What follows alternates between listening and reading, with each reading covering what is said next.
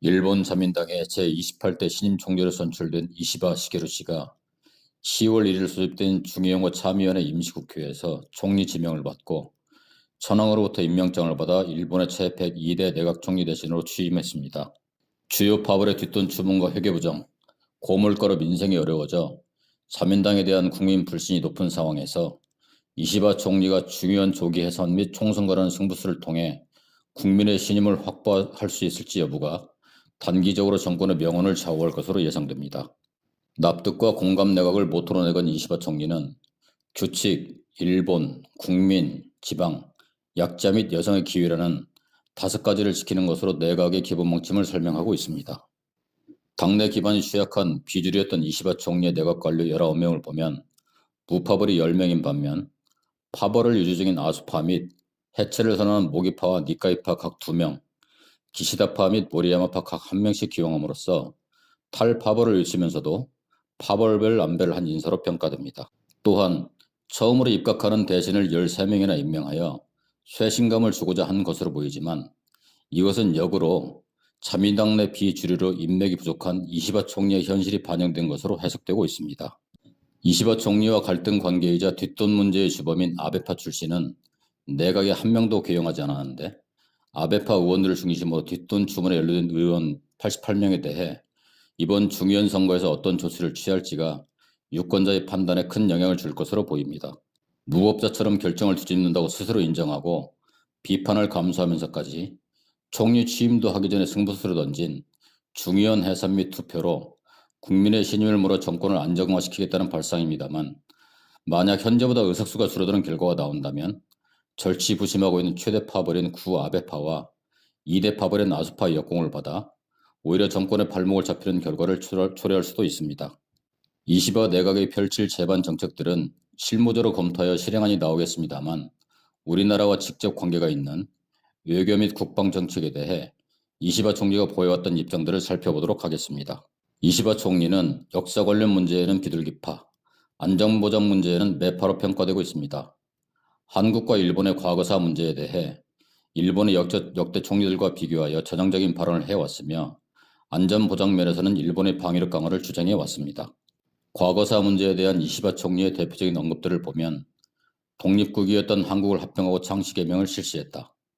우리나라가 패전 후 전쟁 책임을 정면으로 마주하지 않아온 것이 많은 문제의 근저에 있다. 합병이 얼마나 상대국 국민의 자존심과 정체성에 상처를 주었는지에 대해 이해하지 않고서는 한일의 진정한 실리관계를 구축하는 것은 불가능하다며 자민당 정치가 중에서는 전향적인 입장을 보여주고 있습니다.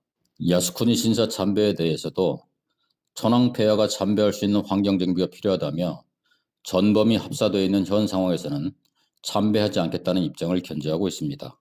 이와 같이 역사 문제에 대한 일본의 책임을 언급하고는 있습니다만 한국 대법원의 강제동원 손해배상 판결에 대해 국제법 위반이라는 입장을 갖고 있으며 독도에 대한 영유권도 주장하고 있습니다.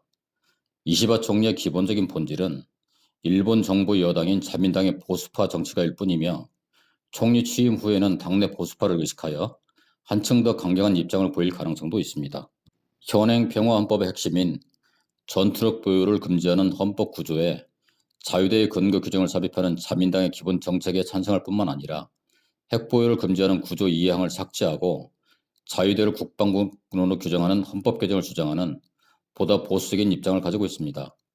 이 급진적인 주장은 아시아판 나토 창설 및 일미 지휘협정 재조정을 목표로 한 것입니다. 인도태평양 지역에서 영향력을 높여가고 있는 중국을 견제하기 위해 가맹국이 침략당하면 모든 가맹국이 공동으로 대응하는 집단안전보장체제가 아시아에도 필요하다며 아시아판 나토 창설을 주장하고 있습니다. 또한 주일 미군과 동일하고 대등한 관계로 지휘협정을 조정하여 미군의 핵병기도 공동으로 운용해야 한다는 핵 공유를 주장하고 있습니다. 일미 안보조약도 개정하여 괌의 자유대 배치 및 미국 영토의 자유대 훈련기지 설치도 상정하고 있습니다. 그러나 자유대 해외 파병이나 핵병기 운용은 현행 일본 헌법에 위배될 뿐만 아니라 미군 지휘협정 및 일미 안보조약 수정에 미국이 동의할 리도 없으며 과거사에 대한 명확한 사죄나 반성 없이 한국이 군사동맹을 맺기 어려울 것이라는 점 등을 고려하면 실현 가능성이 없는 방안으로 비판받고 있습니다. 이시바 총리는 자민당 비주류 출신답게 과거사 문제에 대해서는 이전의 자민당 출신 총리들과는 결이 다른 입장을 가지고 있기 때문에 한일 관계에도 긍정적인 방향으로 나아갈 것이라는 기대감을 가지기도 합니다. 그러나 단기적으로 보면 정권 출범 직후 지지율이 역대 최저 수준인 상황에서 10월의 중요한 선거에서 결과를 내야만 하고 각종 정책 제시를 통해 국민의 신임을 확보해야 하는 시급한 과제를 안고 있습니다. 또한 11월에는 미국 대통령 선거에 따른 정권 교체에 맞춰 대미 관계를 우선적으로 대응할 수밖에 없을 것이며 시급한 현안이 없는 한일 관계는 기존의 기시다 정권의 정책을 계승한다는 원론적인 입장을 유지하는 정도의 대응이 예상됩니다. 오히려 일본인 납치 피해자 문제 해결을 위해 상호 연락사무소 개설이 필요하다는 지론을 갖고 있는 북한과의 관계 개선은 국내 지지 확보에 도움이 될 것이기 때문에 핵 및 미사일 문제와 묶어서 적극적으로 관계 개선을 추진할 가능성이 높아 보입니다. 장기적인 관점으로 보더라도 이시바 총리 자체가 일본 보수의 본산인 자민당 정권에서 방위청 장관 등 요직을 역임해온 보수 정치가이고 자국의 이익에 손상을 주는 일은 하지 않을 것이기 때문에 한일 관계의 획기적인 변화는 기대하기 어려울 것입니다. 만약 이시바 정권이 국민의 신임을 받아 안정되고 장기 집권을 하면서 이시바 총리가 제 목소리를 낼 수 있게 된다면 약간의 진전은 기대해 볼 수도 있겠지만 1998년 10월에 발표됐던 김대중 대통령과 오부치 케이조 총리 회담의 공동선언문 내용을 넘어서는 수준까지는 가기 어려울 것으로 예상됩니다. 과거사 문제에 대한 일본의 반성과 사죄가 처음으로 한일 간 공식 문서에 명시됐지만 오부치 총리의 급서 등으로 후속 조치 없이 사장돼 버린 김대중 오부치 선언에 담긴 표현을 살펴보며 마치도록 하겠습니다. 시청해 주셔서 감사합니다.